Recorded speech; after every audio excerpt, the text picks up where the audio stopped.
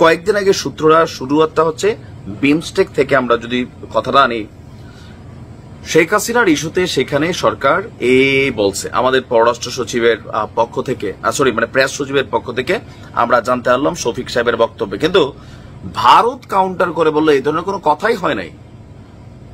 আচ্ছা, সেটা ভাবলাম ভারত তো ভারতই, বাংলাদেশে বিপদে ফেলতে চায়, কিন্তু যখন পাকিস্তানের সাথে।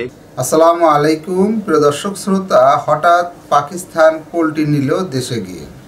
ক্ষমা চাওয়া এবং টাকা ফেরতের বিষয়ে কি বলল পাকিস্তান, চলুন ভিডিওতে বিস্তারিত দেখে আসি।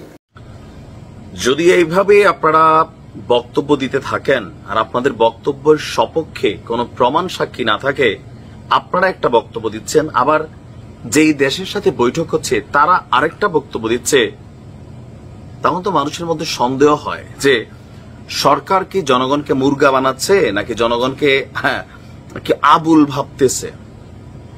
গেল কয়েকদিন আগে সূত্ররা শুরুয়াতটা হচ্ছে বিমস্টেক থেকে। আমরা যদি কথাটা আনি, শেখ হাসিনার ইস্যুতে সেখানে সরকার বলছে, আমাদের পররাষ্ট্র সচিবের পক্ষ থেকে প্রেস সচিবের পক্ষ থেকে আমরা জানতে পারলাম শফিক সাহেবের বক্তব্যে, কিন্তু ভারত কাউন্টার করে বললো এই ধরনের কোনো কথাই হয় নাই। আচ্ছা, সেটা ভাবলাম ভারত তো ভারতই, বাংলাদেশে বিপদে ফেলতে চায়, কিন্তু যখন পাকিস্তানের সাথে গতকালকে আমরা প্রশংসা করলাম সরকারের যে পররাষ্ট্র সচিব পর্যায়ের একটা বৈঠক হয়েছে পাকিস্তানের পররাষ্ট্র মন্ত্রণালয়ের, এখানে একটা টিম আসছিল আমিনা বালুচের নেতৃত্বে এবং আমাদের টিম, তারা বৈঠক করেছে সরকারের পক্ষ থেকে। এরপর আমাদের সরকার জানালো, আমাদের সরকারের পক্ষ থেকে, যে মুক্তিযুদ্ধে গণহত্যার দায় স্বীকার করে আনুষ্ঠানিকভাবে ক্ষমা প্রার্থনা এবং স্বাধীনতা পূর্ব অভিন্ন সম্পদ $4.2 বিলিয়ন যে বকেয়া অর্থ, এটা সরকার আমরা দাবি করেছি কার কাছে? পাকিস্তানের কাছে। আমাদেরকে কে জানিয়েছেন? পররাষ্ট্র সচিব মোহাম্মদ জসিমউদ্দিন। কিন্তু পাকিস্তানের দিক থেকে একদিন পরে যে বিবৃতি দেওয়া হলো, যে বক্তব্য দেওয়া হয়েছে, তাতে এই দুইটা বিষয়ের কোনোটাই উল্লেখ নাই। তাহলে আমাদেরকে, আমাদের যিনি পররাষ্ট্র সচিব আছেন, তিনি ভুলভাল তথ্য দিচ্ছেন নাকি পাকিস্তান মিথ্যা বলছে? বা পাকিস্তান, দেখেন এখানে এই টোটাল মিটিংটার মধ্যে সবচেয়ে গুরুত্বপূর্ণ মার্কিং গ্লোরিয়াস যে দুইটা ইস্যু ছিল, ৭১ ইস্যুতে ক্ষমা চাওয়া এবং বাংলাদেশের টাকাগুলো ফেরত দেওয়া, তারা দিবে, রাজি হয়েছে, এমনকি এটা বিবেচনায় আছে, এরকম বক্তব্য তো আমরা মোটামুটি শুনলাম। কিন্তু এখন পাকিস্তানের যিনি পররাষ্ট্র মন্ত্রণালয় থেকে তাদের যে ব্রিফের পরে আমরা যেটা দেখলাম, যে আমরা একটু যদি দেখি গণমাধ্যমে আসা, আচ্ছা, শুক্রবার পাকিস্তানের পক্ষ থেকে ষষ্ঠবারের মতন অনুষ্ঠিত হওয়া পররাষ্ট্র সচিব পর্যায়ের বৈঠক সম্পর্কে এক বিজ্ঞপ্তি প্রকাশ করা হয়েছে। তাদের বিজ্ঞপ্তিতে কি আছে? দুই দেশের দ্বিপক্ষীয় সম্পর্ককে পুনরুজ্জীবিত করতে যৌথ অঙ্গীকার প্রতিফলিত হয়েছে পররাষ্ট্র সচিব পর্যায়ের বৈঠকে।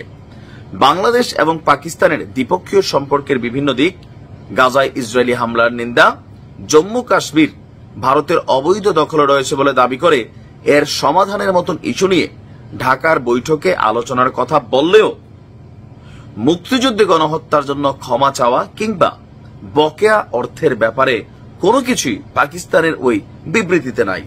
জনমনের প্রশ্ন, তাহলে আমাদের সরকারের পক্ষ থেকে যে বক্তব্যগুলো দেওয়া হয়, অতীতের সরকারগুলোর মতন কি চাপা চোপা মারতেছে? বুঝায় যে আমরা পাবলিক ডিমান্ড, কারণ এই বৈঠকের আগের দিনই বলা হয়েছে যে বাংলাদেশ পাকিস্তানের কাছে কি দাবি করবে, অন্যান্য কিছু আসা নাই।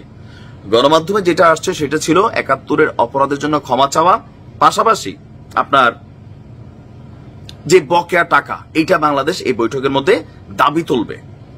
এই যে পাবলিক ডিমান্ড অথবা সরকারকে প্রতিফলিত করা, বা ইয়েস, আমরাও ভাবছি যে ভাই, কোন সরকার যা পারে নাই, ইউনূসের সরকার বসার পরে চোখে চোখ রেখে পাকিস্তানও এই কথাগুলা বলছে, কিন্তু আমাদের সরকারের পক্ষ থেকে বলা হয় একটা, পাকিস্তানের বক্তব্য এটার কোনো উদ্ধৃতি নাই। পাকিস্তানের জন্য এটা খুবই গুরুত্বপূর্ণ ইস্যু। পাকিস্তানের জন্য যদি কালকের বৈঠকে গুরুত্বপূর্ণ ইস্যু থাকে, তিনটা ছিল, ৭১, তারপর হচ্ছে বকেয়া বিল, থার্ড হচ্ছে জম্মু কাশ্মীর ভারতের পক্ষে যে অংশটা যাচ্ছে, এইটা নিয়ে। এখন প্রশ্ন হচ্ছে, তাদের ভাষ্য প্রেস বিজ্ঞপ্তিতে অতীতের ইস্যু চেয়ে ভবিষ্যতের সম্ভাবনার দিকে নজর বেশি এমন বলা হয়েছে, এবং একটা শব্দ তারা 71 ইস্যু এবং বকেয়া টাকা ইস্যুতে কোনো কিছুই তারা এখানে ব্রিফ করেনি। তাহলে প্রশ্ন হচ্ছে তাদের টোটাল যে বিজ্ঞপ্তিটা আমি নিজে পড়লাম সেখানে সার্ক পুনরুজ্জীবনের কথা বলা আছে, জাতিসংঘের নিরাপত্তার প্রস্তাবের পরিষদ, কাশ্মীর জনগণের আকাঙ্ক্ষা, মানে বিভিন্ন বিষয়, ফিলিস্তিনে আসছে, গাজা আসছে, সব ঠিক আছে, কিন্তু এখানে আমরা তাহলে কোনটা দেখছি?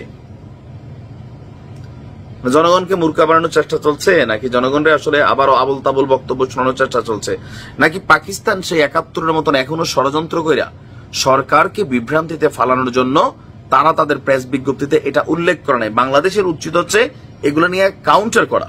যেমন ভারত কিন্তু একই কথা বলছে, যেখানে শেখ হাসিনার প্রত্যাবর্তন, শেখ হাসিনাকে ফেরত চাওয়া নিয়ে কোনো কথাই হয় নাই। আসলে কি চলছে দেশটাতে? এরকম হইলে ডক্টর ইউনূসের সরকারকে ডুবাইতে খুব বেশিক্ষণ সময় লাগবে না। আর যাদের পরিকল্পনা এগুলা বলা হয়, ভালোর চেয়ে খারাপটাই বেশি হচ্ছে। আর অথবা পাকিস্তান যদি ইচ্ছা করে বিষয়টাকে লুকায়, আমাদের সরকারের উচিত নিয়ে ক্লারিফিকেশন দেওয়া। ভালো থাকুন। এ বিষয়ে আপনার মতামত থাকলে লিখতে পারেন কমেন্ট বক্সে। আজকে এই পর্যন্তই। আল্লাহ হাফেজ।